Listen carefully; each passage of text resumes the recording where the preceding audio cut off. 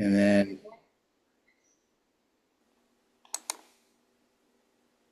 Right. right, Evan, go. Hello, everyone, and welcome to an unexpected podcast. Uh, oh, hold on. All right, I'm the host. That's right. Yeah, you're the I host. need to introduce myself. Let's try that again. Or do we want to just keep that in as well? This is how we usually do this, guys. All right. Hey, everyone, welcome to an unexpected podcast. Uh, it is me, your host, Evan, and I have here with me Matthew Iverson and Alisher. And today we're going to be continuing on with our review of the Hobbit books. I believe we'd done the Army of Laketown, and we're now moving on to the Survivors of Laketown. Before we do that, I have to issue an apology to our listeners. As a couple of listeners pointed out, there were two errors when we were talking about Thorin's company. Yeah. Um, the first is that a number of actually, I think all of the Defense 5 dwarves also have light armor, which is a new thing that I'm not used to looking for in the profiles yet, but that means they're D6 against shooting. So they're about half as vulnerable to elven shooting as we thought. Although I think there's several of them. I think Bomber, Ori, and Balin, I think, that are still defense 4. So they're the ones that you hide at the back. The other is an astute listener pointed out that Radagast has the Thorin's Company keyword, I saw that. which I didn't realize, and means that you can still you can have Radagast in that army on his sleigh and still call marches with the dwarves' will, and those marches can be used to propel that Radagast sleigh forward with its killer bunnies to tear bloody holes through your opponent's lines. That is actually Why, so. why, why does he have that keyword? I think I, it's just so that can be done, right? Because, for the one scene I when he's running guess. around, um, when he's running Yeah. around distracting hunter orcs. Huh. I Um, mean, I don't know why. I don't know what he did to earn that keyword. He was with Thorne's company for approximately 5 minutes. But sure. enough. Once in Thorin's company, always in Thorin's company. That's pretty great. What the bunnies do Except if you're a bird. strength 4? That's true, actually. Yeah, except if you're a bird. Birds get treated differently. What were you saying, Alisher? The the sleigh does 2 strength 4, is that right? Two strength four. Exactly that. That's Yes. actually pretty The amazing. two sharp teeth that the bunnies have. Mm. And remind me, it's a chariot, so it can turn 45 or it can turn 360 and not move. Well, it can turn 45 twice, right? It can turn 45. Hang on. Or is it like every 3 inches or something It's like every that? I can three or never remember four. I that. think they changed it. They changed that slightly from This what is it was in profile the even. Is it with rules. the dwarves or no? It is no. It's It would in. be under the chariot rules, I think. Well, that rule is under the chariot rules. The profile itself is. It's in the free peoples. Yeah. All right, so chariot charge. It's every 4. So they upped it from every 3 to every 4. So So you he pivot, can turn before he moves though, right? So right? you pivot Pivot 45, 45 move degrees. 4, pivot, move, pivot, and then two Exactly inches. that. Yeah, yeah. Yes, you can bunny your way into your opponent's lines. That's so funny because like makes no sense. Like the whole thing in the movie was that it was like nimble and it was like moving all the directions to get away from the wargs. Never did it charge Yeah. anybody. You could see that sleigh pivot far more than 45 and continue moving when it was being chased by those orcs. Yeah, it's such an interesting change. Okay, well, I mean, I feel like I could get into a whole like discussion about just this, and we have reviewed So nothing. what is its base size listed as? It has that same oval. I think it's like 120 millimeter oval. It's the base hasn't changed. Yeah, 120 oval. Oh, Yeah, it's listed as that. Okay. yeah, yeah. So Alisher, you didn't see the cut scenes. I think that they had to take out because the censor said that they were too bloody. Oh, the second extended edition. Yeah, exactly. The Peter Jackson cut where the bunnies were red of tooth and claw as they went through the orcs. Oh yeah, of course. Sorry. Yeah. For my These ignorance. are Roskabel rabbits. You will see them all die. Wow. Okay. Well, thank you for that person who let us know about that. None of us know what we're talking about in this. We're all just kind of here, you know. Thankfully, other people who are much more serious than we are pay attention to the rules. By the Um, way, guys, this is why you should listen to us because we're experts at this game. Right. Ignore the fact that we have no credibility whatsoever in this new edition. In my defense, I was that the one time I played this army, I played against Minas Morgul, whose bows didn't care if I was defense 5 or defense 6. So um, I will hide behind that flimsy excuse. All right. Well, Survivors of Laketown, right? Yeah. You got a Everybody's. book in front of your Alisher? I think Into it's some strong armies finally. I do. Yeah, I can quickly read it off. The heroes in Survivors of Laketown include Bard the Bowman, who's a hero of legend. You get him just automatically with horse and armor. That's not an upgrade, right? Or am right, but you lose the bow. Okay, but He that's has no factored bow. into the cost. Yeah. Okay. Gandalf the Grey, as a hero of valor. For heroes of fortitude, you have Percy, Laketown Archer, Hilda Bianca, Laketown Militia Captain, Independent Heroes, Bard's Family, Alfred the Counselor, Bilbo Baggins, Master Burglar, and then Warriors, you have Laketown Militia, who may have a bow, a light shield, or a spear. One small correction, because this is actually important. It's not may have, must have. Must have. Sorry, guys. Yeah. I Unlike the Hillmen, who are also 5 points each, you don't have the option of just having them show up with a sword. Of course, yeah, that makes sense.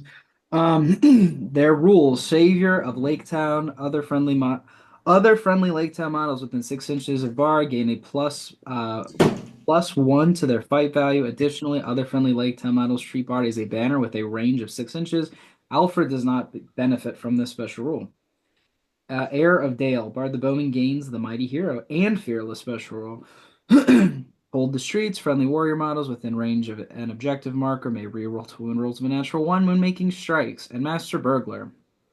Whilst Bilbo is holding an objective marker in scenarios where this is relevant, he increases his attacks to 2. Additionally, whilst Bilbo is wearing the One Ring and invisible, if he moves through an enemy model that is holding an objective marker in scenarios where this is relevant, Bilbo may roll a d6. On 2 plus, Bilbo immediately gains control of the objective marker. Bilbo cannot use this ability if he cannot carry the objective marker in question for whatever reason. So again, when we're using the language holding an objective marker, we're talking about in control of a point on the board or in control of an object.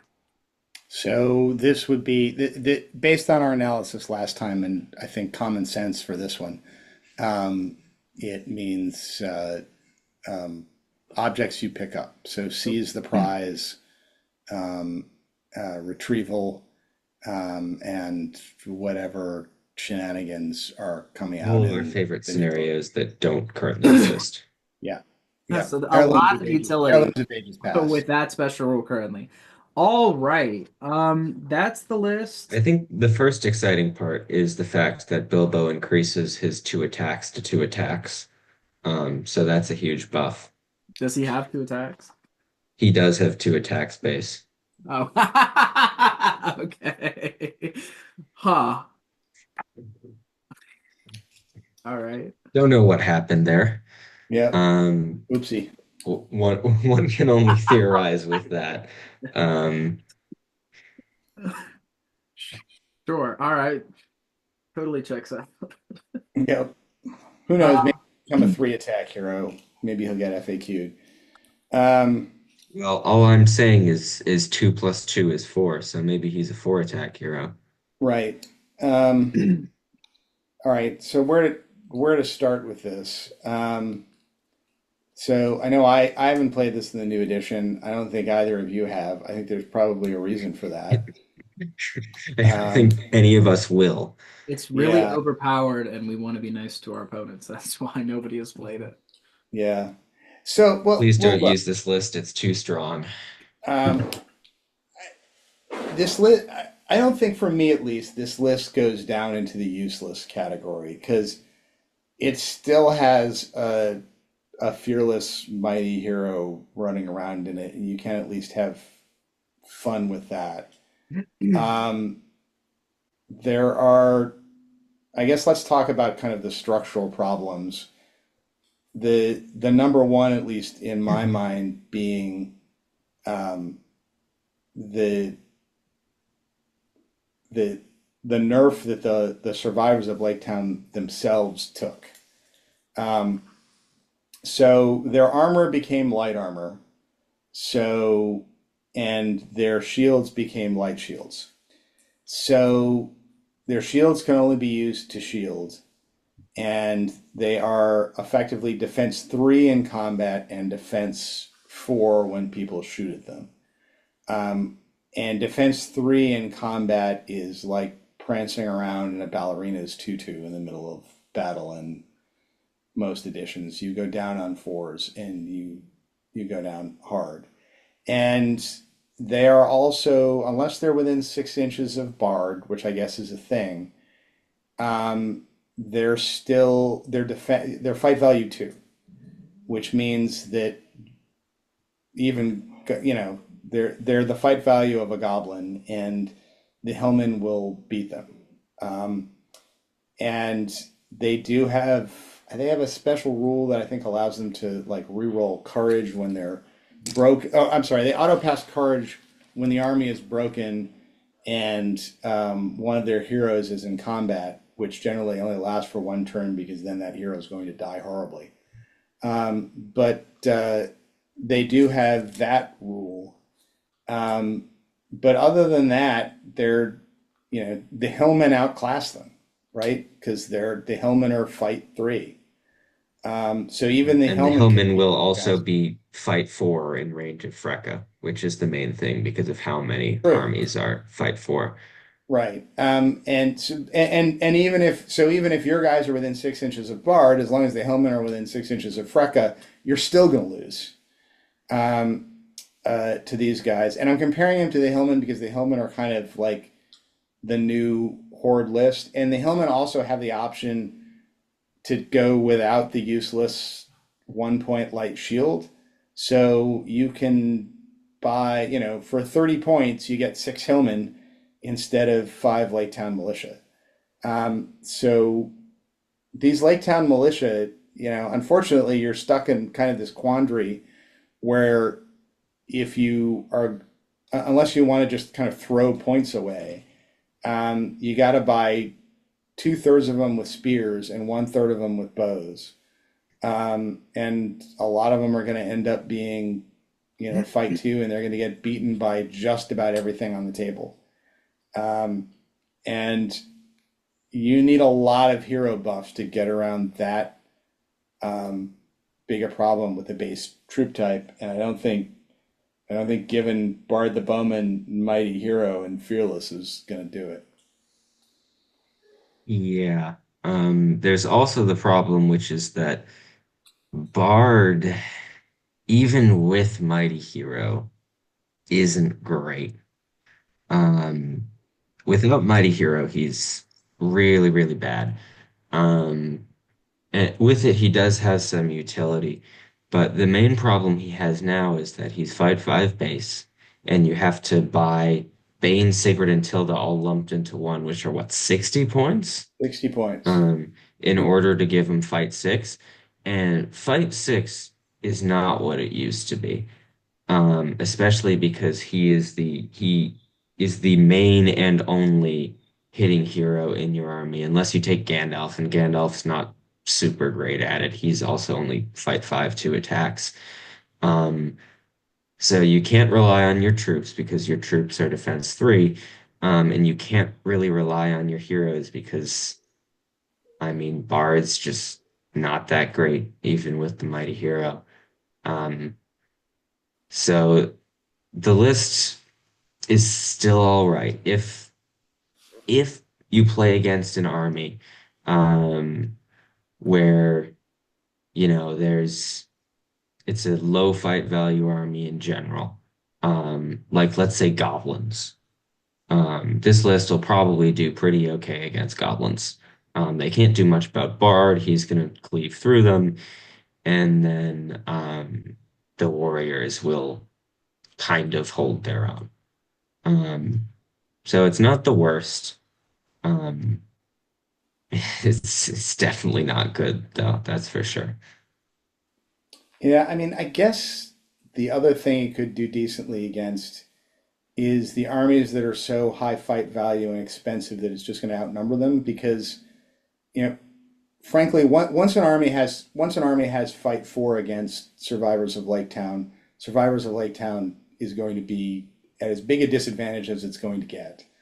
And once you get to fight 5, the other guy is just paying points for bonuses that aren't going to matter. I guess except against Bard. But I think probably you're taking the family at any decent level. I mean, one thing that came out of this, one change is that you no longer have to be quite as absolutely protective of his daughters as you used to be, because they took away his ability to get free heroic combats when they're both within 6. He can only get heroic combats when they're in combat, and then he has to do the thing where he combats to try and get into their combat. Um, but you can afford to lose one of the girls or 2 of the girls, because although that makes Bard charge and Bard has to charge whoever killed them, he doesn't have to like move around the board trying to hunt that person down. Because what you used to do is you would take like some random bowman and you'd shoot one of the girls, and then Bard would have to go charging off to the other side of the table to try and kill that bowman. He doesn't have to do that anymore. He just has to charge somebody. If the murderer is like within his charge range, he has to charge them as a priority. But he doesn't have to like dedicate his existence to hunting that person down anymore, That's nice. which is useful. But still, I don't know. That was a long digression. I guess I think this army could still have some utilities against kind of um, really small expensive armies, just because it can still outnumber it. Not quite as much as the Hellmen can, but it can still outnumber it. But Is there any point in taking Alfred in this list anymore? I don't know. I haven't tried Alfred yet, and I don't know kind of how his role plays out because you're He's rolling what, that die. 5 guys Yeah, now? Five guys, Roughly the cost 5 of? guys. Yeah. Yeah, but I and don't know how his role already plays out because he can use like I think will or something to modify that die roll. how can he? Oh yeah, Yes. he can. Um, We didn't talk about that last week. yeah, I mean, I don't know. I suspect he may not be worth it, but I don't know that to be the case. Like the only thing that's really imminently valuable is the increased five value by 1 until the end of the turn. So like presumably what 50% of the time, 3 times per game, if you roll a 4 or a 6, you can make sure like guarantee that you get the 5 to be up to fight 7 a couple times. But that's like a pretty heavy tax for that benefit. Yeah, and I mean you know, he can give back the odd might point and the odd will point. Um, True, I mean that's not unuseful. That's fair. right. Hmm. I mean, I just don't know. I mean, probably if you have a high enough points level where, um, you know, if you're 40 or 50 Laketown militia aren't enough, 5 more probably won't help, and you throw him in. Um, Yeah, well, I mean, you also get to a point with this army. Um, Hillman has 2+1 fight bubbles, one from Freco, one from what's his name? Horn, yeah, Yeah, that's him. This one just has one, and if you're taking a bunch of guys, um, your bubble of make my guys slightly better is not going to cover all of them, because it's only 6 inches now. It's not 12 inches. yeah, Um, and this army also cannot take a banner, which is a huge issue. Um, so yep. yeah, I'm I'm really, really seesawing between um, useless and playable, because this army just has so few redeeming qualities that I I just cannot rate it anywhere near high. But it's also just got a lot of guys, um, which especially in a situation uh, like we have now, where all of the scenarios are far away, so you have bows, and then Gandalf has blinding light, so your shooting isn't bad, and then you have a bunch of guys that can grab objectives. So I think for those reasons, it's just barely outside of useless. I think it just barely scrapes into playable. Yeah, But I put it on the that's as far bottom as I'll rung. put it. I put it on the bottom rung of playable too. I mean, it has enough fun toys that I have trouble saying any army with a mighty hero in it is useless. Yeah, yeah. Um, but where are you, Alisher? On the side, hey, in terms of like good news, right? In terms of things not getting nerfed, Hilda is better because Hilda now is better. the Lake Town Militia do not need to charge, and it appears as though do spear supports get the +1 too? Yes. Hilda's better, and I think she's the same points. So Yeah, She she still needs to may charge, have right? gone up by 5, but yeah, she does need to charge. I think she's basically an auto include yeah, in every Lake Town list. Um, but then the issue arises that you start having might problems because Percy's only got 2 instead of 3. Alfred doesn't contribute might reliably at all. he has one. And One. if Bard's not using his mighty hero for um, heroic moves, which he probably should be because you want to be calling heroic combats and strikes and stuff like that. Um, you're going to be a bit thin on my points. True. Yeah, I would agree. I think it's in the vicinity of playable. Can't be too down on it. I mean, a mighty hero list is nice. I think you would have a good time playing this list. I think this is still an enjoyable. It's not what it was, but I think it does Gandalf have 2 attacks? Yeah, Gandalf has two Yeah. attacks. So I mean that's nice. Gandalf is tagged for 10 more points than last edition, is a little bit better outside of the fact that, well, I guess he doesn't Sorcerer's Blast is garbage, but um yeah. Did anything change? I know we reviewed all the spells. Did anything change with Protection of the Valor? Is it a better spell this edition or no? Is it the same? I think it's the Remember, we looked at this. It changed slightly. It's got it's, like a shooting thing, and its wording changed as well, But it's on the 6 inches spells. of a range now instead of 3, which is nice. all right. Protection of the Valor. Yeah, yeah, it gives a -1 to shooting, Oh, okay. Um, but it's only for the protected model. Mm. I And suppose I though seem if to remember it now only, sorry, Alisher, it's only spells now instead of all magical effects, or I might just be wrong about that. Let me see again. Let's see. the Enemy kind magical powers or enemy special rules that specifically target a model. yeah. Okay. So that's what changed. So you can get Nature's Wrath now, basically. You used to not be affected by it. Um, So,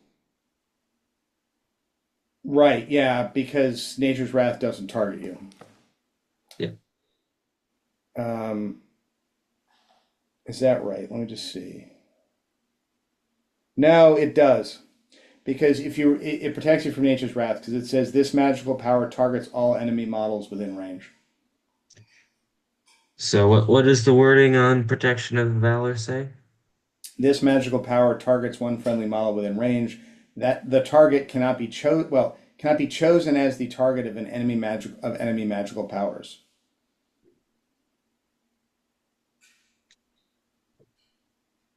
Oh, that's weird. Yeah, it really is, isn't it? I mean, I Is Nature's Wrath picky? Does it choose? now it says targets all enemy models within range.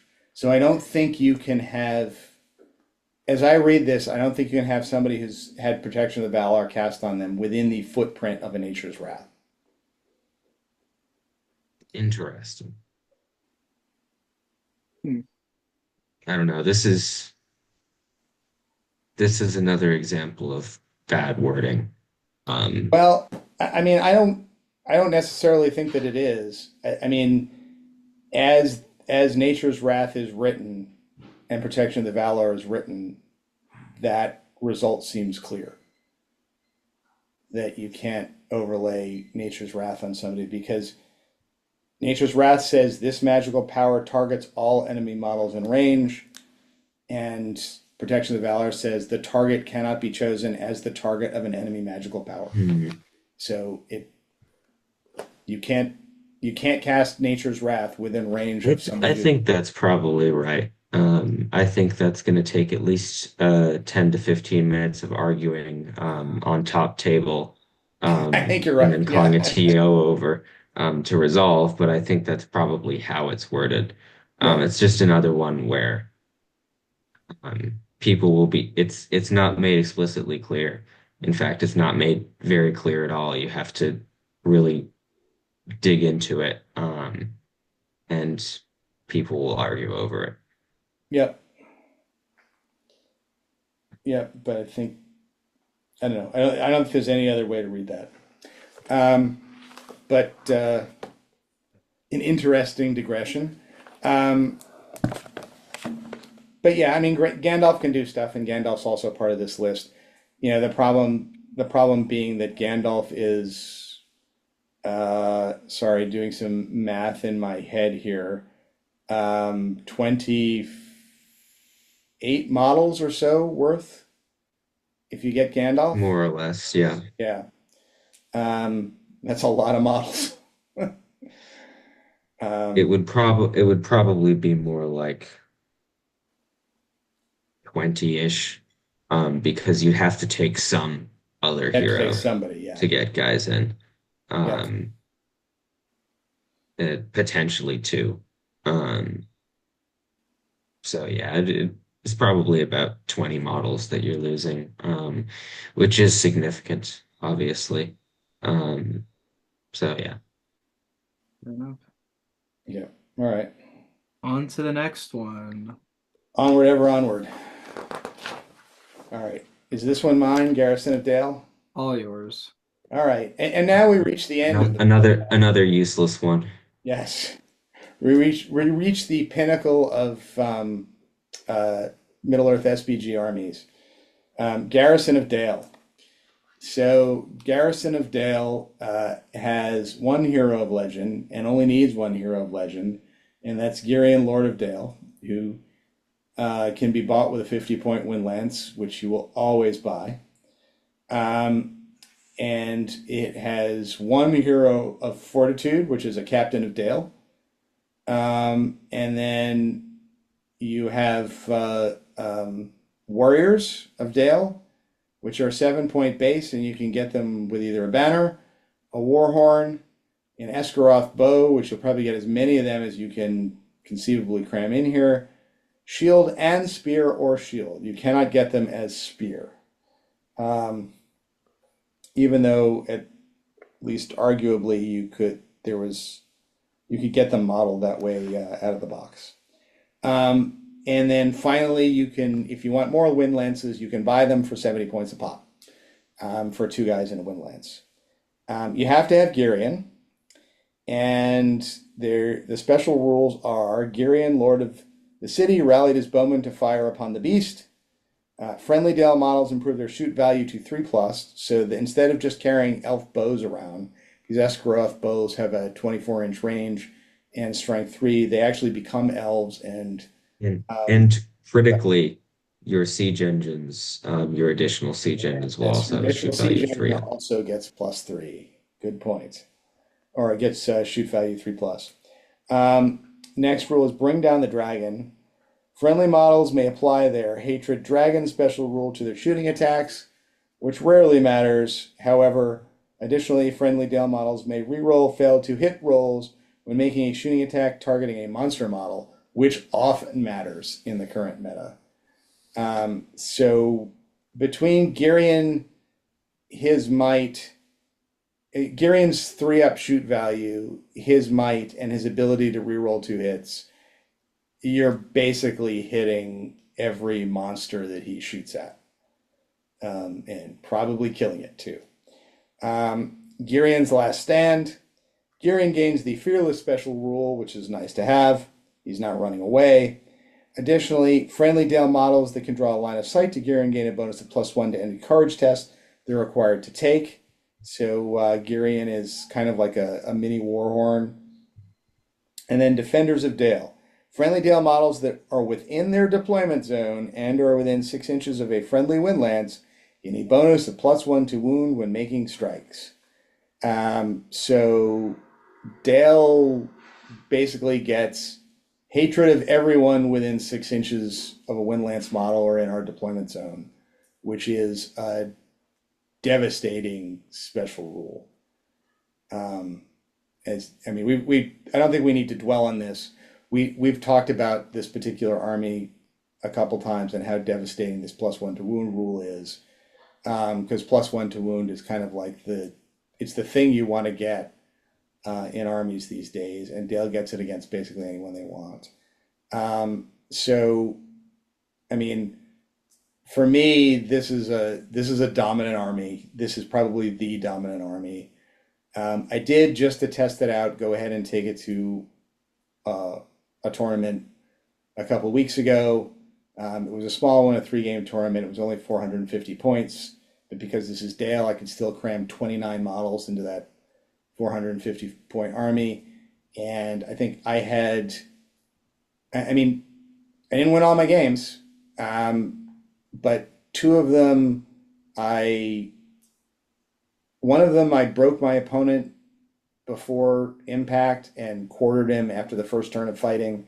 The second one I quartered him before any fighting occurred. And then the third one was actually an interesting one against Ugluk's scouts, who had 10 more models than I did, the ability to move 11 inches a turn, and we were playing Fog of War on a Duggal door board, so there were a lot of like buildings on the table that Yeah. could hide approach marches. I mean, also we will discuss Ugluk Scouts later, but Yeah, it Ugly Scouts is a it good. is a dominant list at 450. Yeah, I think. I think it's probably the best Evil has to offer at that points level. yeah, I think But that's right. we'll discuss that later. But even with all those advantages for Ugluk Scouts, basically on the last turn of the game, my opponent did a heroic move and just ran away to avoid me breaking him on the last turn of the game and managed to pull it off. So we ended up drawing because we each took each other's objectives. Nobody had harmed their opponents, and I wasn't able to break them. Yeah. So for me, Garrison of Dale is the top of the pecking order at this point. Just you're saying across the board or of the Yeah, list? across the board. Really? Yeah. It's pretty interesting. I mean, I've heard a lot of good things about Dale, so I mean, the rules kind of speak for themselves, so Is this our first top tier army? I think it is. I think it's our first army that's in the top two tiers. I don't think we have a I think competitive army. Well, I think Dad, I Return think of we the may King have put down. Arabor in low Yeah, competitive, Yeah. like mid. Okay. very low competitive, but this outstrips all of the previous armies by leaps and bounds. And it's everything that it's everything that you want in a list, except I guess the Warriors of Dale themselves aren't like the most ridiculously efficient troops. They don't have defense six, um, for example. But take this list, it'll probably beat most other lists, especially in the scenarios we have now. Um, Even lists that you think would do well against it will often struggle just because of the sheer weight of the shooting and the immense power of +1 to wound. Um, there are some armies that can do pretty decently against it. Um, all hero armies, no, not all monster armies, but all hero armies can do pretty well against it, unless you end up with like domination or something like that. Um, Elves are all right against it, um, though there's a big but behind that statement. Because there are some elf armies, mainly Lothlorien, that can get blinding light, which is really useful. Um, and then there are some that will get outshot and killed. So it's And really hard to deal with. and even the ones that don't get outshot tend to get outnumbered. And the Warriors of Dale can be a little squishy, but they tend to be with their as long as they're getting their +1 to wound, they tend to be no squishier than their opponents. And they're going to be outnumbering almost all of their opponents. So some of the Warriors of Dale are going to die, but to quote Kirian, Lord of Dale, that is a sacrifice I'm willing to make. I do remember that scene in the movies Yes, when he exactly. said that. So, all right. All right. Anything else to be said about the Garrison of Dale, other than uh, um, to surrender to its power? If you want to introduce somebody to the game, this is the clear example of an army you shouldn't take. Exactly. Yeah, that's a good point. I've taken this on Because especially with the scenarios we have, Yeah, it's very depressing for the person on the other side when they arrive at the other end of the board and they have no army remaining. yeah. I've taken this to one tournament just because I wanted to kind of like make sure that my predictions about it were correct. I I don't intend to take this to any other tournaments where I care about my opponents having fun. Let's put it that way. Fair enough. Um, The unfortunate part is that it has all of the makings of previous editions, siege engine shooting spam armies like Minas Tirith and Assault on Helm's Deep. It's just as not fun to play against, um, and it's also better than they are, um, for a multitude of reasons. One of them being the +1 to wound, the other one being the 3 up shoot value. Um, it's just it's just not fun. yeah. It's not a fun army to have as top of the pack, but it is. So I guess the one advantage, I guess, to having it there, as some people have pointed out, is if it does nothing else, it serves to keep the monster meta in check. Because monsters are very powerful in this edition, unless and until they run into the Garrison of Dale, at which point they just kind of become meat for the grinder. And So I mean, there is that. The mere existence of Garrison of Dale keeps, I think, the monster and eagle armies from kind of sweeping the rest of the armies off the table at certain points levels, at least.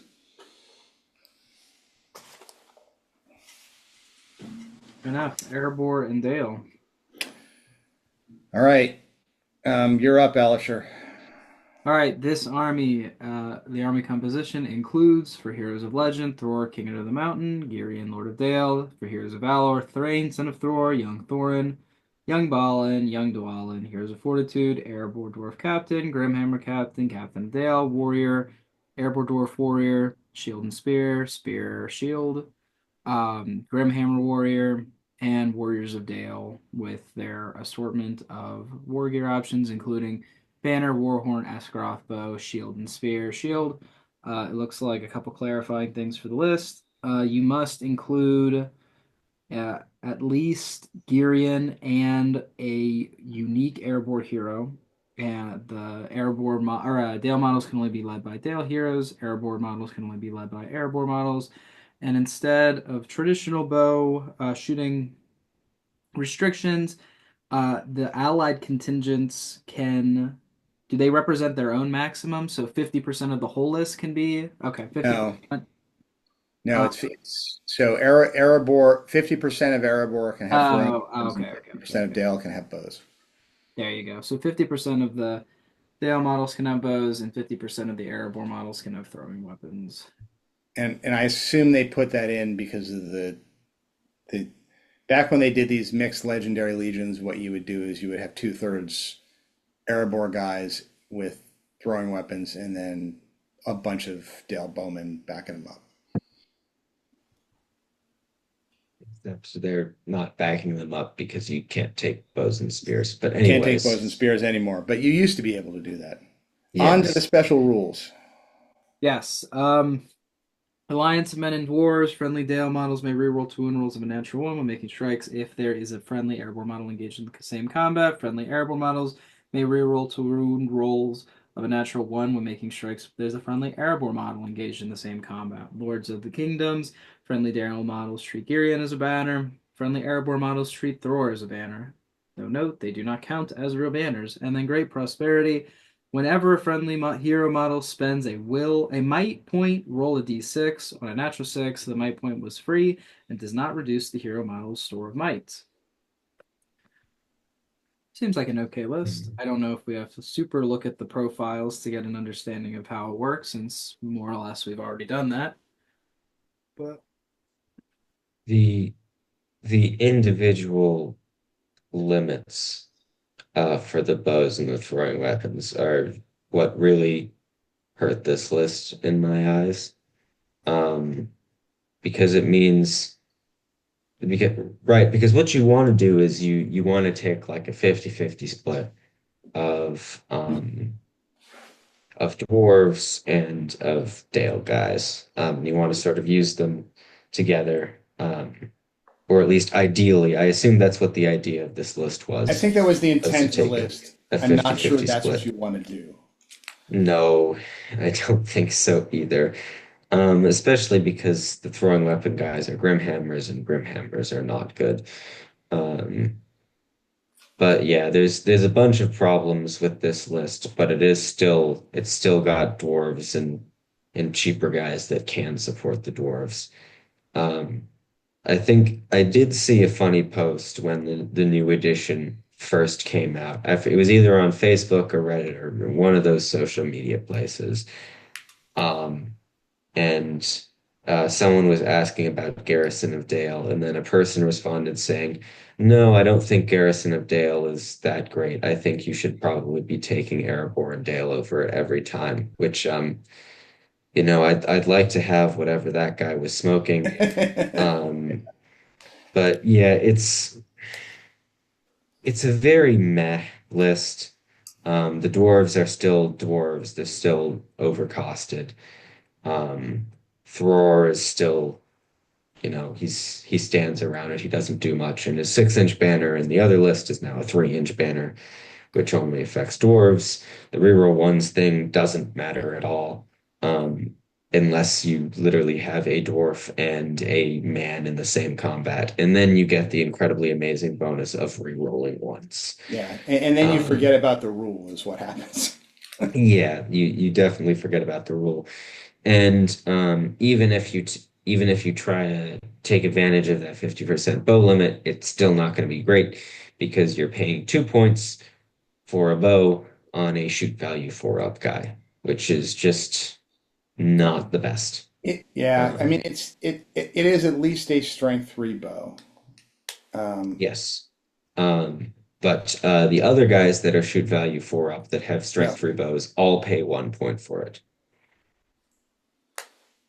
Uh, Out of curiosity, who? Oh yeah, no, I guess that's right. That's the Numenorians and Citadel Guards. yeah, and Citadel Guards. Yeah, no, that's all fair.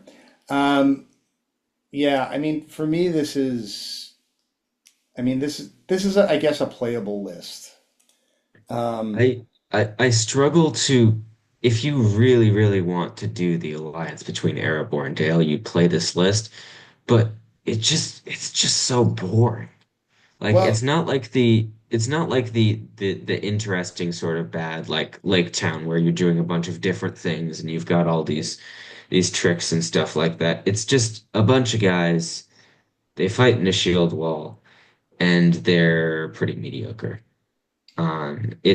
It's just there's nothing really interesting about it. So I would never be tempted to play this specifically for me. yeah, I mean, look, Just because it's not great and it's boring. there's a difference between calling it playable and then saying I want to play it, because I don't. I'm Yeah, not calling it useless. I'm just saying yeah, I don't think we're gonna see this that much, if at all, just because it is super mediocre, and just doesn't really have any redeeming qualities, which is why most people take those lower end lists, is because there's something interesting or unique about them that they want to play. And this just doesn't have any of that. yeah. No, I think you're right. I mean, I think if you want to put Dale on the table, you take Garrison of Dale. I mean, there are. I mean, one thing you can do there. I mean, One thing you can do with this honestly, list. the sad part about this list for me at least is I would be far more tempted to take the what we already rated as mediocre Erebor list over this, um, compared to taking this list.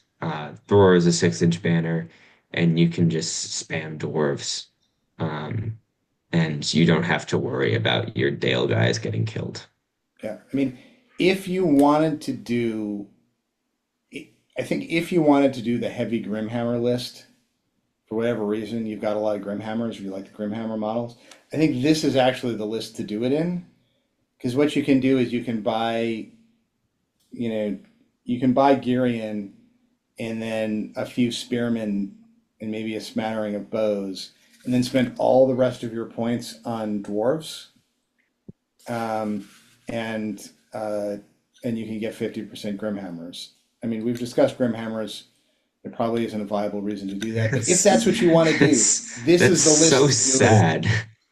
Um, It's so sad that you have to play the list that was specifically designed to take the two of these guys together, um, in order to take your suboptimal all dwarf list. Um, it's just I don't know. yeah, It's one of the many quirks of the not having allies system that just annoys me. yeah. I mean, you could alternatively, if you want, I guess, take young Balin and like a couple of dwarves, and then uh, spend all the rest of your points on Dale guys and get up to 50% bows. But And then that's what still you get outshot by normal Dale still because get they have outshot siege by engines Garrison of at shoot Dale, value exactly, 3 up. because they've got a wind lance. I mean, that's one of the annoying things about because Garion doesn't get a wind lance in this list, and he with no ability to shoot because I don't think he's got a bow. Um, no, he doesn't have a bow. Um, uh, he's a guy with an armor and a hand weapon, and for 80 points, that's not I mean, really that great. he's not bad. Um, He's your standard, Arvidui-esque fight 5/3 attack hero for not that expensive of points. He's a decent hero. Yeah, Um, he's not going to be doing anything crazy though, and not getting the win lance is big. yeah. All right, but look, if you're gonna put I mean, if you put this on the table, you're not gonna get blown away because all the troops are decent. Even if all the troops are decent but slightly overcosted, so you're probably going to be outmatched in figure numbers, but you're not going to get kind of like swept off the table like you're I don't know, Survivors of Laketown or something like that. But so you could do it. I don't know. That's probably about all that needs to be said on Arabor and Dale. Yeah, Um, it's very meh. yep. Whose turn is it? Is it my turn to do Rivendell here, or do you want to take this because you play it, Alisher? All right, Rivendell. Finally, a list that I can actually talk about. Heroes of Legend, Elrond, Master of Rivendell, Heroes of Fortitude, Arwen, I'm not going to try to say the other part of her name, Lindir, Rivendell Captain, Independent Heroes, Bilbo, Warrior, Rivendell Warrior, Banner, Elf Bow, Shield, and Elf Spear or Shield, Rivendell Knight, Exchange, Elven Lance for Banner, and Shield. Additional rules, if your army includes Elrond, then Rivendell Knights do not count towards your army's bow limit. Special rules: Protection of Imladris. Friendly models gain a bonus of +1 to any courage checks they're required to make. Defensive stance: Friendly elf warriors may re-roll to wound rolls of a natural 1 when making strikes, so long as they have not moved in the preceding move phase. Invoke the Bruin. This is really the main rule. Special rule: once per game, so long as either Elrond or Arwen are alive. But on the battlefield, you may use a special rule at the start of any move phase in which your army is broken. Place a 25 mm marker anywhere within 12 inches in line of sight of Elrond or Arwen, and then roll a d6 for each enemy model within 3 inches of that marker. If the roll is equal to or over the strength of the model or is a natural 6, then the model immediately suffers a strength 4 hit, and if it survives, will be knocked prone. Remove the marker after every affected model has been rolled for. Cool. Um, Hmm. I like Tell this. us about your experiences with this. I like it a lot. It's been my go-to, like, as I've been kind of learning the quirks of the edition. Elrond, very good profile at this point. Really, I mean, he was already a decent profile. Fight 7 kind of just makes him a solid big hero. The change it to two-handed weapons He's makes also cheaper as well, right? Like he's 10 the or same. so. He's cheaper given that horses are more expensive. Yeah, so yeah. He's 190 with the horse. With the given the change to two-handed weapons and the fact that he is Lord of the West, he's two-handing pretty much all the time, which solves a big problem that he had last edition with a lack of killing power.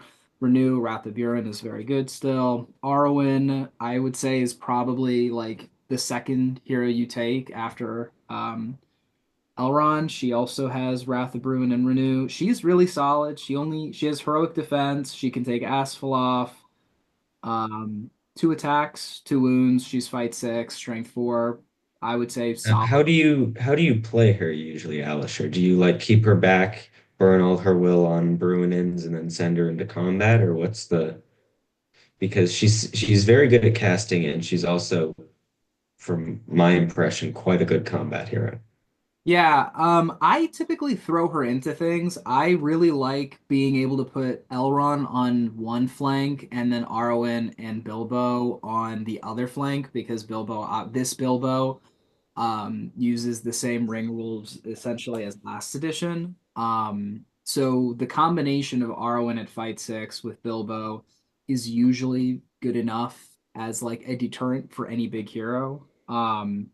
And then I try to get her into the thick of things. She's really resilient. I think the list builds kind of awkwardly because, as far as I'm concerned, I'll quickly like Lindir's profile is okay, but not great. His resistant to magic bubble has been reduced. It's 3 inches. He does have two attacks and he's strength 4, which is all right, but he only has one might. And He's on foot now. You can't put he's him on on a horse. foot, exactly, and he has no armor. He has foil magic, which is nice and renew. And if Elrond's within 6 inches, he gives a will point. More or less, as I've built lists between 650 and 700 lately, I think the play is Elrond, Arwen, Bilbo, and then usually that's like you just buff out the troops. That probably gets you to 650 comfortably with a banner. At 700, I think you just take two banners and you send one banner with Elrond, you send one banner with Arwen, and then you're really pretty well covered. Um, because yeah, I think it's a really well balanced list, quite honestly. Is there is there still an a practical all mounted option to this where I you haven't get played it, but this is like the Rivendell Knight list. If you take Elrond, the Rivendell Knights don't count towards your army's bow limit. right? So that's not something I've yet tried. I think the power of shooting in this edition might be quite helpful for that sort of army. Yeah. Um, just because you can get so many elf bows. Like at 750, you're probably getting like 18, 19, maybe 20 of them. Um, and the knights I think got 1 point cheaper, right? Yeah. I think they're a point cheaper, which is really good. I think I think Alisher is definitely correct in the fact that it feels like once you take Elrond and Arwen, it's like, where do I go from here? Um, and I think maybe at 800, 750, 800, you start taking a captain. Oh yeah. Um, I don't know whether you want to mount him or not, because that is three elves. No, actually 25 points to mount him, so two and a half elves. Um, but yeah, it's an interesting list. I think it definitely feels competitive to me. I'm hesitant to put it in the higher end of competitive, just because it does have a bit of a might problem. It's usually going to have like five or six, which isn't great, especially because you want to be moving first so often to get wraths off. Mhm. Um, but I think other than that, it's quite solid. And with just Elrond and Arwen, you can get a decent number of models. Like what is it, 32 that they can fit in their two warbands, Yeah. No, I mean it's a which is solid list. decent for elves at 600, 650. Yeah, it's solid all the way around. It probably of the like unless you're taking a lot of knights, it's probably going to get outclassed in terms of shooting by something like Dale. I mean, it's not as good as Dale, but being able to have like 7 points of will to try to be casting Wrath of Bruins is real nice, really nice. The break like I don't know, but their trick when they break and they essentially do another. The nuke that they have when they break. Yeah, honestly, Yeah. that is like really, really good. That comes up super exceptionally clutch. And you can do that when the heroes are when does it trigger? Is it just at the beginning of the move phase or Yeah, Yeah. start of Any any yeah, move. so it's not like you can charge someone to stop them from casting this magic. It's just something you get as long as one of them is alive, which one of them will be alive, Yeah. unless things have gone so wrong that it doesn't even matter. And it's enemy models too, right? So you unlike a catapult shot that takes everything down, you can just drop it right in the middle of the battle line and it'll kill them and not you. Yeah, oh my gosh, yeah. It's really, really, really good. And like you cannot there's no mechanic to resist it. You put it wherever you want within 12 inches line of sight of Arwen or Elrond. Like it's they're like it's kind of weird. Obviously, you don't want to break if you don't have to break, but you do kind of feel like the moment I break, I have a play immediately that I can do. I don't know if there's a situation where you wouldn't want to use it right away, but I mean, you're not even restricted in that you have to wait. You like have to do it the first turn you're broken. It just says any turn you're broken. Hmm. So look, I confess this is a list I hadn't really thought much about other than kind of looking over it. But I mean, it sounds like you guys are talking like this is competitive, and I'm willing to be convinced of that. I, I mean, I, I think most elf lists in this edition, honestly, feel like they just go into competitive by default for me, except Hmm. for the garbage Gilgalad one. But even that is like on the very high end of playable, just because elves are so solid. Um, and there's been all this fight value changing and stuff like that. But what hasn't changed is that elves are on top of everything else except now Numenorians, We are um, elves. We are better than which you at everything. pretty much, and for as always, the classic elf bargain basement price. Yeah. Um, and I think just by virtue of having those warriors, and and I think the special rule of this army, coupled with Arwen and Elrond being quite good, um, just puts it firmly in the competitive tier for me. Maybe not on the high end of the competitive tier, but in there. Yeah, I guess that, boy, that I'm just doing the math in my head, and the fact that a Rivendell warrior with shield costs just 1 point more than a Minas Tirith warrior with shield is, yeah, that's a thing. That's surprising. it's tough, especially Yeah. like the two-handed elven made weapon is just so good right now. Like that's also another reason why, like, at, I think starting at 700 points, I'm not trying to take another hero and I'm just taking another banner because like I just you use that a lot, the two Yeah. hand. There's no reason not. Especially this is something this came up in a game I played against Avery actually. Like it's super unassuming, right? Because you can throw it doesn't matter which flank because they both have Wrath of your own. If you get a nice chunk of guys that you're able to knock over with a Wrath, you just throw in one-on-one combats, two hand with all of the elves, presumably hoping you have a banner. And I mean, if you're gonna win a large portion of those fights, in which case you're throwing two dice needing a five on one-on-one fights. Right. Really solid. Like you can really like this list does a great job at like allowing you to make plays quickly. I think that's what makes the list good. I would agree it's probably not at the highest tier of competitive, but I would say it's comfortably. I've taken it to one tournament, about 20 people, and I've won that tournament.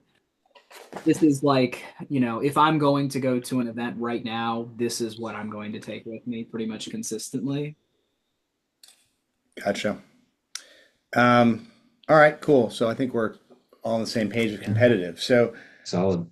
then we have another elf list, the Halls of Thranduil, um, which is headed up by Thranduil, King of the Woodland Realm, who's and you can buy an elk for him, and you can buy heavy armor for him. His profile has kind of changed significantly. I'll go through the list, and then maybe we can circle back and talk with him. But Thranduil's profile, I think, is one of the profiles that's kind of changed the most from the last edition. Um, and then we get to another profile that's changed significantly, and that's Legolas. Legolas, Prince of Mirkwood, and he's got an option for a horse, an option for Orcrist, and an option for an elven cloak.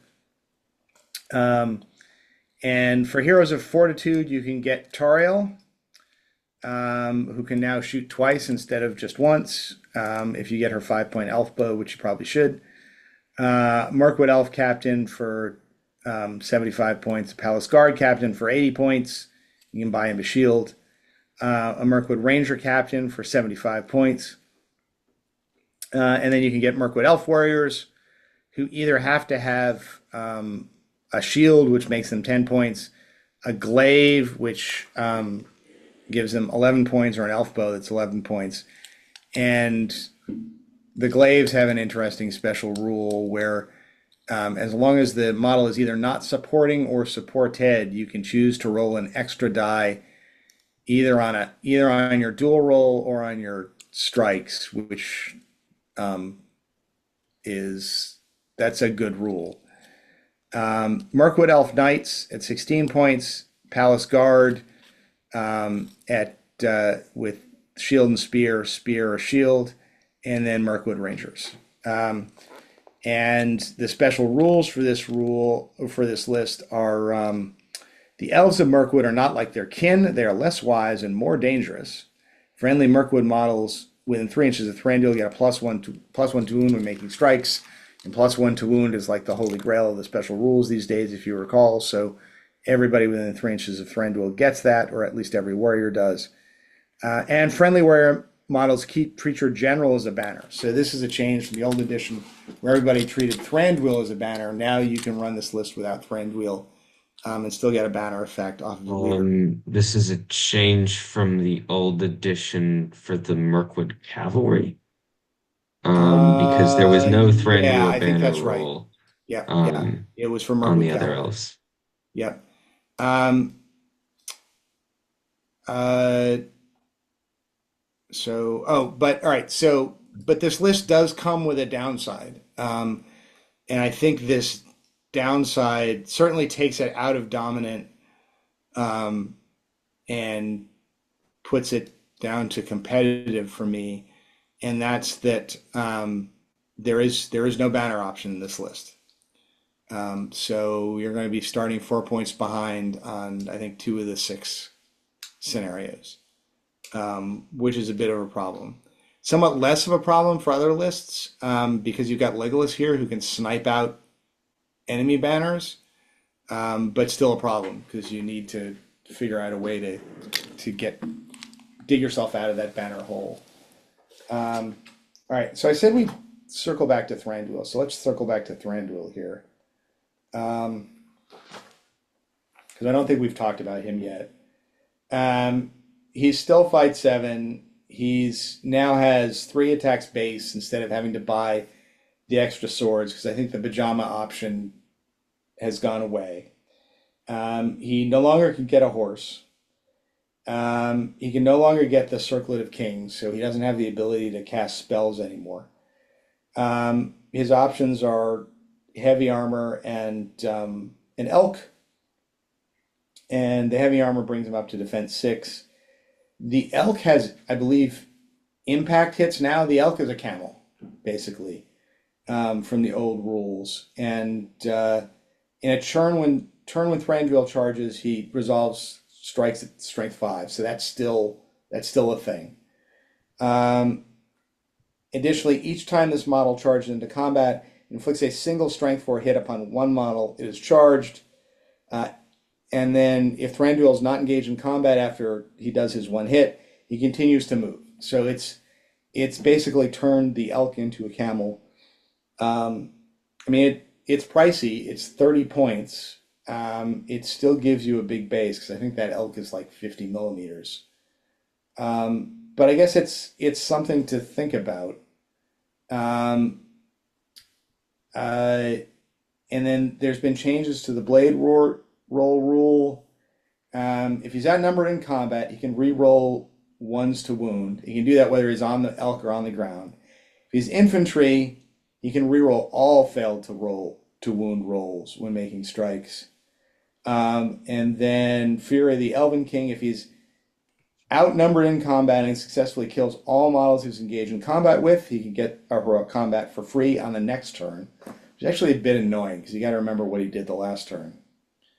And then he has, I guess this is to replace Circlet of Kings, he has a quasi-magic rule. At the beginning of his activation, he can spend a will point to use this special rule. If he does, to the end of the turn, he has the Terror special rule, and if he has the infantry keyword when he uses this special rule, every model within 3 inches of him is not engaged in combat must take a courage test, an order chosen by Thranduil. If the test is failed, they move directly away from Thranduil as far as they can go up to their movement value, and then can't move again. So he basically, they've given him like a spell that he can auto cast for spending a will that is like instill fear from the old edition, combined with giving him terror, which is useful. But it only works when he's on the ground. So he still does have a bunch of benefits that are you can only get when you're on the ground. So Evan, you've played Thranduil's Halls. What do you think? Um, well, I guess first on to Thranduil. He feels very weird to play in the sense that there's so much stuff going on, and some of it usually isn't relevant, but you sort of have to keep it in the back of your mind because it might go off at some point. Um, the the elk is weird as well. I've never taken the elk, but just looking at it, it's just odd because what you want to do with the elk is you want to charge two guys, kill those two guys, and get a heroic combat next turn, right? But if you charge those two guys, odds are you'll probably kill one of them with the impale, and then you'll be a one-on-one, and I'm fairly sure that means you don't get a heroic combat. Is that right? That's right. I mean, I think the way to do it, or at least the way you used to do this with camels, is you would charge. Oh no, actually you couldn't, right? Because of the change of the Yeah, rules. You can't charge the you one guy can't and then swivel wheel into the anymore. others. Yeah. Yeah, Yeah, yeah, you yeah. can't do that. Um, so I personally never took the elk just because 30 points is a lot. You don't get the terror make models run away rule. Um, Re-rolling to wounds sort of compensates for the fact that you don't get the strength 5 and the charge bonus. And it also allows you to slot him into the battle line, which I think is really important for this list because he is both your banner and your +1 to wound, which are two extremely important roles. So keeping him safe is very important. So I am of the belief that you probably shouldn't take the elk. I think he's a lot better on foot. And when he's on foot, I mean, his fight 7 and 3 attacks are secondary to his two bubbles, which are the main thing that make this list so powerful. But the other things that make this list powerful are the fact that you have elf warriors, which, automatically brings you to at least an almost competitive level, because elves are so good. But also Legolas and Glaives are the two big things about this list. Legolas is ridiculous. Um, Three shots. You'll probably be putting him on foot, but there is an argument to mounting him just because you won't be mounting any of the other heroes. Um, and hitting on twos with three shots or shooting at a horse that's in combat. There's just so much utility to him. And the glaives are crazy. Um, Especially if you get two Glavemen into a guy, that guy is dying. Because one of them, gets an extra attack to wound, one of them gets an extra attack to win the fight. And there's all sorts of tricks you can do. You can take advantage of Thranduil's 3-inch bubble. I've had many a fight where I have two glaives on one guy. Um, and then one of the glaives is in 3 inches. The glaive in 3 inches does the two attacks to wound. The glaive that's outside of 3 inches does the two attacks to win the fight. Um, there's just so much versatility with them. When I first took the list, it had an even split. So it was 33, 33, 33 of bows, shields, and glaives. Now it's more like 33 bows, 50% glaives, and then like whatever is left, shields or potentially some palace guard in there as well. The glaives are just they're what make the list, I think. And I would put this pretty solidly. I agree with Dad. They cannot make it into dominant simply because they do not have a banner. But I would put them solidly in the upper echelon of competitive, I think. Yeah, I agree. Can the glaive two hand still or no? Um, I'm I checking. bel hmm. I think they might be able to. Um, Well, here's an because so if you it says heavy armor and elven hand and a half weapon. So if you take the glaive, presumably It's make an it. elven spear. Yeah, but I'm saying if you get yes. the elf So here's an upgrade, you still have interesting the thing. sword. Yeah. When do you get the glaive special rule? What does it say? When you're fighting with this weapon, or does it Uh, say when A you're armed model with the armed with glaive? this weapon that is engaged in combat and not being supported may either gain a benefit of +1 attacks for the dual roll or +1 attacks when making strikes. This must So be here's decided the before the dual interesting roll thing. takes place. I use my elven hand and a half weapon to go two-handed. I am still armed with the glaive. You don't have to be Uh, using the glaive. You just have to yeah, be no, armed with that's the true. I'm glaive. reading the glaive profile is in the Mirkwood Elf Captain profile, and he does not have a hand and a half weapon. But you're So he right that the can't, Mirkwood Elf Warrior but the other does. elves can. Yes. Oh, okay. That I mean that's So you relevant. can choose not to use it. Yes. Um, So I think there is actually an interesting strat then of having one, again, two glaives on one guy. The glaive fighting doesn't go two-handed and contributes the two attacks. And then the glaive that wants to wound um, puts the two attacks to wound and then goes two-handed. So you have only one -1 in the fight phase, and then two +1s in the two wound phase. It's actually interesting. But yeah, yeah. really strong special rule. And I think sort of takes this army list almost over the edge. So, I mean, I guess one thing in favor of the elk is against the low defense armies. Once you get to like defense 4 or below, the impact hits become really kind of scary. And if you're in a meta where you're facing like a bunch of hillmen or a bunch of, Harad guys and stuff like that, you may actually want to consider that elk because the other thing it does is take up real estate. So, I mean, you're right that he's hard to slot into a battle line, but to a certain extent, you have to do that less because even if you end up only fighting one guy, you're blocking up, 2 inches of the table, and then your elves kind of come up on either side and fight. And, if the only option may well be for somebody to throw somebody else in against Thranduil, or else just, kind of leave more of a hole. Yeah. If you're on a board with My hobbits or concern with that strategy is Thranduil could die. Because with the big base size, and his pretty sizable weakness to magic, just because he does have free will, but he doesn't really have anything else going for him. Um, and when Thranduil dies, the army suffers, just because of the number of bonuses that he provides.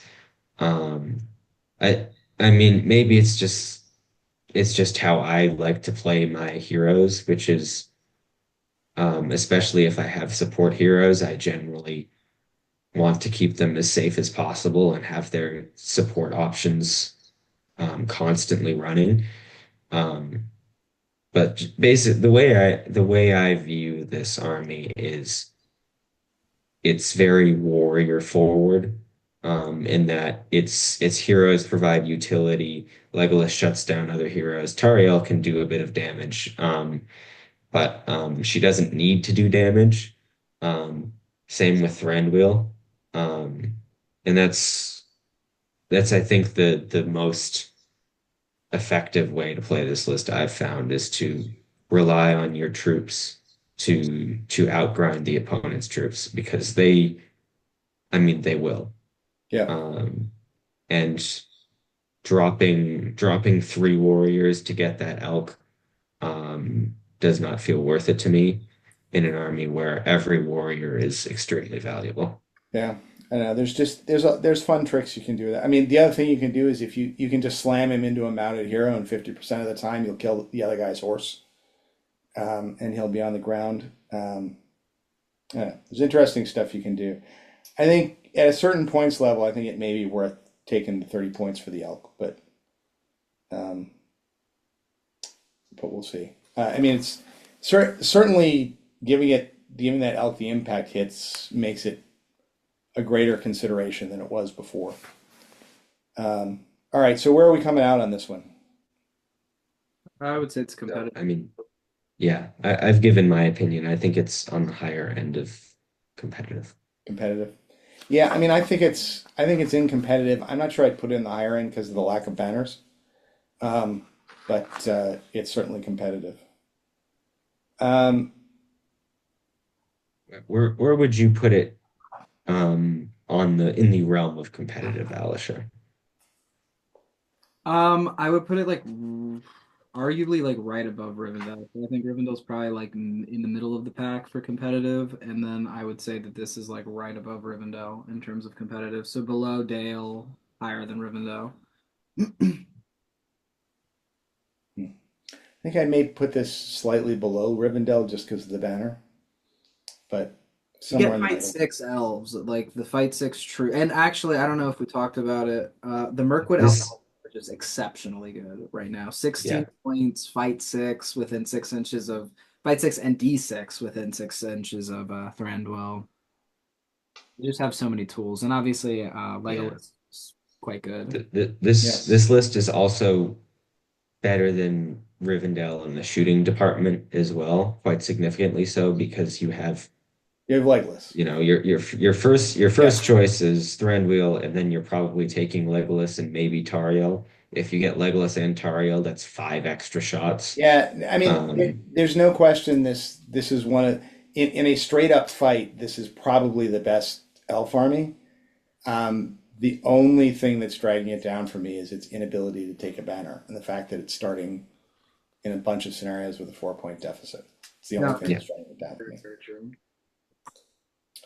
Um, all right. In fact, playing Randall's Elves have lost. I lost the game because of the lack of banner. So that's Yeah. fair. Yeah. So I guess that brings us to Rangers of Mirkwood, and I think it's my turn here. yeah. So another sort of elf list um, that I don't think really had a parallel in the last edition. So this is it has Legolas, it has Tauriel, and either I think Legolas it's or Alisher's turn, but we can oh, it give is. him Oh, I'm sorry. two I'll shut up turns then. after this. Oh yeah, that's right. Because you did Rivendell, I did Halls of Thranduil. Go ahead, Alisher. Read it off. Okay. Here's the Valor, Legolas, Tariel, Ranger Mirkwood, Thor, Oakenshield, Killy, Philly, Balin, Dwalin, Warriors, Mirkwood Rangers. It's kind of weird that it went to Warriors and then back to Heroes. But Heroes of Fortitude, Mirkwood Ranger Captain, Biffer, Bofer, Bomber, Ori, Nori, Dory, Oin, Gloin, Bilbo. Additional rules: a Ranger Mirkwood must include at least one unique elf hero. If your army includes in Legolas, he must be your general. If your army includes Tario but does not include Legolas, she must be your general. Mirkwood Rangers may only be included in the warband of Mirkwood elf hero models. Mirkwood Rangers do not count towards the army bow limit. Knife Mastery. Friendly elf models may reroll two wound rolls of a natural one when making strikes. Additionally, friendly elf models may use the shielding special rule. However, they cannot use the Knife Fighter or Blade Mistress special rule in a turn in which they elect to shield. The Prince of Mirkwood. Legolas gains Knife Fighter. Dwarven Resilience. Friendly dwarf models may reroll failed fate rolls. Clear the nest. Friendly models gain Hatred Spider. If you think I'm going to give you a weapon dwarf, you were sorely mistaken. Friendly dwarf warrior models cannot benefit from the heroic actions or stand fast with friendly elf models, and friendly elf models cannot benefit from the heroic actions or stand fast with friendly dwarf models. Additionally, Tariel's Vengeful Fury does not apply in this army list. It's a mouthful. Well, that makes sense. I haven't met you yet, but I'm going to go berserk if you die. I guess that would be the because it was it was love at first sight for her. True. Um, I don't know. This is an odd list that I confess I haven't thought a lot about. I've heard talk on the internet that a lot of people were excited to take this list. Do you know, Evan, if people have been taking this and how it's been doing? I've not seen anyone take it. I can see the theory of why it's good, and it's definitely not because of the dwarves. I don't think you should take any dwarves in this list, to be totally honest. I think the reason people are theorizing it's good is it's because it is the last remnant of the 100% bow limit armies. And because blinding light has been nerfed so heavily, that makes its shooting really, really good. Um, it also, I mean, obviously, this army will still be terrain dependent. It does have a bit of a buff when it's not in terrain because now Elven Cloaks give you a -1 to hit them with shooting attacks. Um, but I have to look at the numbers, but I think this could be pretty solid just because of the 100% bow limit. Um, it doesn't have a banner, so that's not great. Um, it's it still does not it it doesn't want to fight shield wall to shield wall, um, because then it's forced to shield, and that never ends well. Yeah. Honestly, the shielding rule is if you're using the shielding rule, usually something is gone um, in this list. But I think it could be okay. I'm tempted to put this at the very low end of competitive, but honestly, take everything we say here with a grain of salt, is because none of us have played in this edition and none of us have had it played against us. True. I mean, I get the theory of the 100% bow limit. Um, I mean, the problem with that, at least in the last edition, always was once you actually got into combat, the Mirkwood Rangers just melted. Um, and I'm not sure that's going to be any different. I wonder if there's a build here actually where you're taking the dwarves and Legolas, and then Why, though? maybe if because the dwarves are still re-rolling fate, they still have all of their funky special rules. They don't have the family thing, but you get Legolas who gives you the ability to shoot people out, and you can take a few Mirkwood Rangers to run and grab objectives. Because what the dwarves can do is the dwarves can fight, um, and the dwarves can actually fight really well. Um, and I mean, I guess you lose the march from Thorin's company, um, which is going to be a downside. Um, so maybe that's not necessarily a way to go. It's just something I was thinking about. Um, was have the dwarves do your fighting and the elves grab the objective and Legolas is just plinking people off. Um, but I mean, there's some advantages to that build. I'm not sure that's necessarily the build, but it seems like that would be it might be a fun build actually. Where you get dwarves and Legolas and a few Mirkwood Rangers that can go and hold the back objectives while your dwarves are clearing off the center objective in domination. Um, but yeah, I don't know. Yeah. I mean, so I quickly drafted up a 600 point list for this. You do get 33 shots, um, It's a lot of shots. which is solid. Um, it's gonna outshoot basically everything. I think it probably could outshoot Dale pretty handily. Um, Well, yeah, especially the since question everybody's got an is, elven cloak, so nobody's going to be shooting them out. yeah, yeah. It's I don't know. I think the potential of 100% bow limit in a meta such as this one is too appealing to me. Um, I think I'm gonna put it right on the edge of playable and competitive because I just don't know. Um, and I think whatever silly dwarf list Dad just came up with is probably firmly in the playable tier. No, yeah, Um, I think that's probably true. That's probably true. If you can get yeah, if you can get 33 shots from elven cloak guys, that's you're right. I'm not sure what outshoots that. That's a fair point. yeah. It, Um, it, it we will see the merits of this, or potentially we won't. If people continue to not take them. But I think there is potential with this list. Yep. Okay. All right. Makes sense. All right. Um, so we go to Battle of Five Armies. Yep.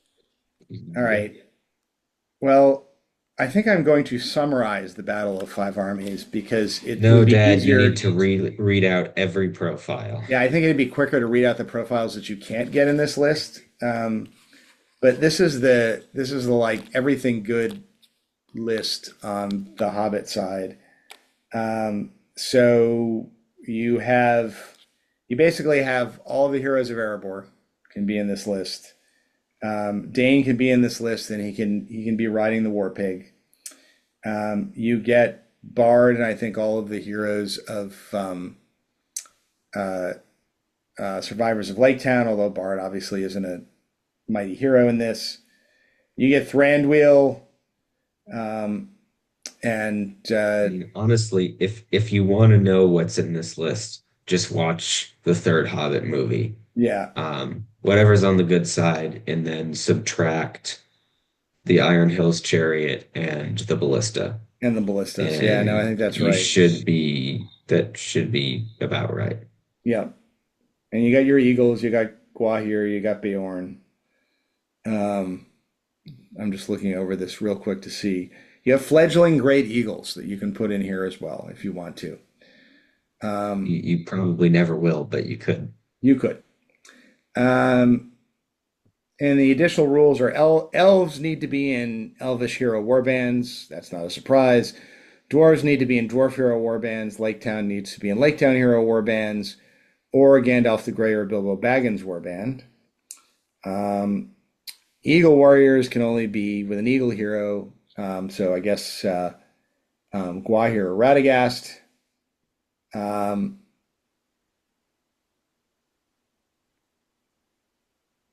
it says, or in the warband of Radagast the Brown or Beorn. I don't think Beorn can take a warband, can he? Maybe he can. He But I guess can. you I can mean, get he can Beorn and put lead. eagles in his He warband. he. Well, he can't now, but he could lead Beornings in the last edition. Yeah. I know Beornings, they don't exist now. Let me take Or a quick they moment. probably will in the third book. I don't, But I in the don't think last there's edition, he could I don't think lead there's models. anything that prevents that from happening.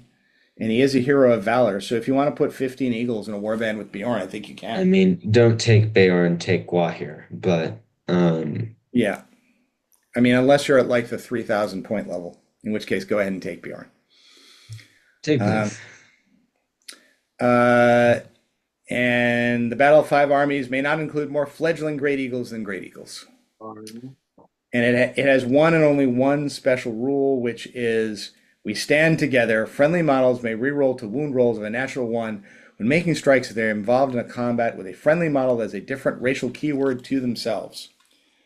So I guess if Gwayir is in a combat with like a warrior, a survivor of Laketown, then Gwayir gets to reroll ones. Is that right? Yep. Good for him. Do we know Gwayir's a him? He is called the Wind Lord, Mm, um, okay. which doesn't guarantee that Gwahir is a male, but I think it makes it highly likely. Yeah, that's probably right. It says in his description, his lofty perch. Okay. All right. Got it. Would you like to analyze this further, Dad? No, that's okay. Um, so I mean, this is the kitchen sink army, and if you want to like play whatever you want together, you play this army, and you sacrifice the special rules. Um, I mean, which I think is okay. Um, I'm not sh I'm not sure for me if this is. I mean, this is certainly playable. It's certainly on the high end of playable because you can take whatever you want. It may be on the low end of competitive. Um, It certainly is competitive once you get to higher points and can take Gwahir. and you can take everything. Right. Yeah. Okay. Um, I think the effectiveness of this list is dependent on if you can take a solid shield wall with Gwahir, because Gwahir is the obvious standout of this list, right? And his restriction of not being able to lead any warriors really, because you're probably not going to want to take eagles with him because that makes your army even smaller. And if you end up taking all eagles, then you might as well just take the Gwahir list. That's overpowered. Right. Um, but I think there are interesting elf dwarf builds at lower points with like Gloin and Legolas. You can actually get a decent number of models at like 650. You can get like high 30s, low 40s. And I think there is some merit to that just because elves and dwarves, especially when taken together, are just naturally very strong. I think taking Laketowners in this list is probably not going to end super well. Maybe a couple of Laketown Bowmen, just to beef up the the bow limit. The one time I did take this list was at 1,000, and Guahir basically won the game for me. Um, That so was only I because think Faramir uh, showed his true value. Or oh, Faramir what's the failed the phrase? 50-50. Yeah. Um, uh, anyway, his I don't know. Whatever Faramir has that he has few of, didn't show up for that fight against Gwahir. Um, but yeah, so I mean, you also took Dane in that list, and I'm not sure Dane's necessarily the way to go, just because you've got I all these I nice cheap, I agree with that. Yeah. yeah, you got I all think these nice something cheap heroes of something like Erebor. a Gloin and a Gloin and Yeah, an Ori will probably do the job significantly better yeah. with far more might points. I was actually trying to look up Ori's special rule to see if it only affected dwarf heroes or whether it affects all dwarves. It's dwarf heroes. The dwarf heroes, No, Arabor there are no heroes. Yeah, uses okay. for Matic warriors, Dad. Yeah. All right, that was my question. That would have been fun to throw them in with some Matic warriors. Um, Yeah. uh, But yeah, I think what you do with this list is just take the most efficient dwarf and elf heroes, try and see if you can squeeze Gwahir in, and then take dwarves and elves. I think is what I would do. yeah, I think that makes sense. But you can do whatever you want with this list. So I guess that's kind of the fun list. It's true. You could make a pure Lake Town list that's just worse than the already pure Lake Town list that is Yep, bad. yep. Um, But if you're one of those people who's been chafing under the restrictions of I can't take this with that, or I can't take this with that other thing. I mean, unless you really want to take Grimhammers, um, this Battle of Five Armies list is probably the list for you, and it's pretty decent. yeah, this is actually making someone think about the trade-off between whether to take a pure army or this amalgamation instead of Arabor and Dale, which is just worse than pure Dale, and pure Arabor, especially Yep. worse than pure Dale. Um, so yeah, it's interesting. All right. Let's move on to Assault on Ravenhill. Go ahead, Alisher. Sorry, I'm discombobulated. All right, Heroes of Legend, Thorin Oakenshield, Heroes of Fortitude, Bilbo, Tauriel, Heroes of Valor, Keely Philly Dwalin, Legolas. For those interested, this is 650 points even. Lots of special rules. You have to take Thorin, and it's always deployed as a single warband. Orcus, Legolas begins the game with Orcus. No points are paid for Orcus. It's free. Additionally, at the start of any fight phase, if Legolas is within 6 inches of Thorin and Thorin is engaged in combat, then Legolas can throw Orcus to Thorin. From that point on, Thorin carries Orcus instead of Legolas. All right. Line of Durin. Friendly models treat Thorin as a banner with a range of 6 inches. So long as he is alive, Thorin will count as a banner for the purpose Victory points in scenarios that award victory points for having a banner left alive. What? Additionally, Keely and Feely increase their attack to 3 in this army list. The King's Protector, if Thorin is engaged in combat within 6 inches of Dwalin, then Dwalin may declare free hero combat. If the hero combat is successful, then Dwalin must use the following move to join Thorin's combat. If this is not possible, then Dwalin must move as close as possible to Thorin. Here's a Mirkwood. Legolas increases his fight value to 7 and his attacks to 3. Additionally, Tauriel must reroll all failed to wound rolls when making strikes. Throwing stones. Instead of using his throw stone special as normal, Bilbo may use stones in the same way as throwing weapons. These have a strength value of 1 and a range of 8, and Bilbo may reroll any failed to wound rolls when using stones as a throwing weapon. Good stuff. Yeah, so this is actually an interesting low points list. I played a game with this. I played a game with this at 450 um, against an army that was like 4 ogres and then a bunch of Gundabad berserkers and a couple of captains, and just tore through it with this list. Um, I mean, I think the game was, I think I quartered him in like 3 turns. Ooh. Um, and just because, you have enough might and you have enough resources that you can get in, just start calling heroic combats all over the place and just hack people apart. And unlike some of the other lists, this one actually has a banner effect hero that counts as a real banner in Thorin, so you're not at a banner disadvantage here. It's still going to have, obviously, still going to have problems with Reconnoiter.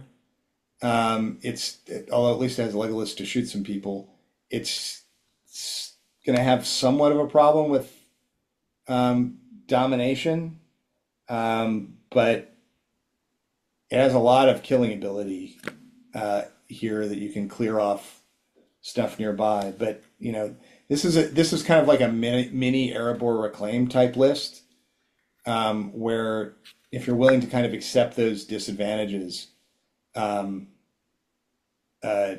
you're just like, I just want to kill a bunch of stuff, this is a good list for doing it.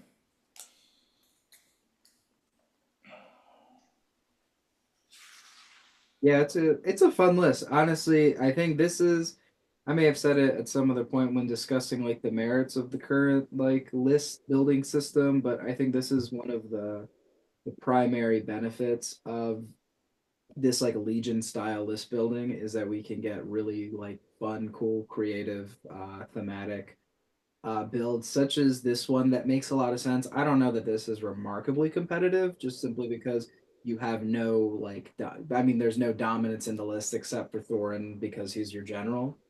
Um, but you can win games and have a good time playing it. The 6-inch banner is huge. All of your heroes besides Bilbo being 3 attacks is huge. 2 fight 7 heroes in the list. It's just it for what it is, it works really well. And I think Yeah, it's and I mean, most of your heroes are also D8, except for yeah, one who's invisible and another one who can like shoot people off himself in combat. yeah, Um, it's so good. there, at low points levels, there's not a lot that can stop this army. No, there's really not. I played Um, against it with Rivendell, and I did beat it in Fog of War. But it does a great job, honestly. It really does a good job on the table. yeah, so I think this one's playable for me. I think at certain points levels, it ranges up into competitive. Just because I think down at like the 400, 450 level, it's really tough to match. And at that level, you're running into armies that are small enough that Legolas can just kill enough extra guys to like even things up and reconnoiter, and uh, you can kind of like, I mean, you can clear off whole objectives, and then just leave Bilbo sitting on one, and then go and clear off the next one. Leave a dwarf sitting on that one, go and clear off the next one, and then you got 3 objectives. Um, uh, so I don't know. I think that's where I put it. Yeah, seems about right. I wouldn't put it in competitive, but it's definitely I think it's on the higher end of playable. Definitely better than like Laketown and those sorts of things. Um, which hearing that in my head, being predisposed to the last edition, is very funny. But I think it's solid. Yep. All right, let's go to Radagast Alliance. So we get Radagast on Great Eagle, who leads the thing, and then you have Gwahir, you can get Beorn, and then you have a combination of Eagles and Great Eagles, and that's the army. Radagast is always the general. It's the same restriction of no more Eagles than or no more fledgling Great Eagles than Eagles. Um, Eagles get a bonus of +1 to strength when they charge. Bjorn gets a rule where if he gets involved in combat and kills every model he was engaged in combat with, he can declare a heroic move for free. So I played this army once. I think this army is inferior to the Eagle list just because you don't get the Screech. I think maybe at higher points levels, this is going to be better. I mean, what I kind of discovered is you never take Bjorn, you just take two more Great Eagles. Because Bjorn is, I mean, Bjorn's better. He has monstrous charge now, but the Eagles are kind of like, the Eagles are dancing around from place to place and trying to get hurls off and trying not to get pinned down. And Bjorn's just kind of lumbering around on his own, and he's got a big base, and it can be hard. It can be hard to help with him. And the problem is with his, he gets a heroic move on the next turn, but that doesn't give him a heroic combat on the turn when you need him to be heroic combating to go over and help an eagle. Um, so I don't know. That's kind of my take. This is playable for me. Yeah. Um, yeah, I think there was an Australian tournament and some versions of this list did decently well. I saw some other people arguing that even at like 800 or 750, um, even with the three might, that the other Eagle list is better. I think at lower points you definitely just want to take birds. Um, but this list does have some merit to it. Um, and I think I'd probably put it on the high end of playable. Yeah, I think that's right. I think if depending on how the meta goes, I could see it being in competitive.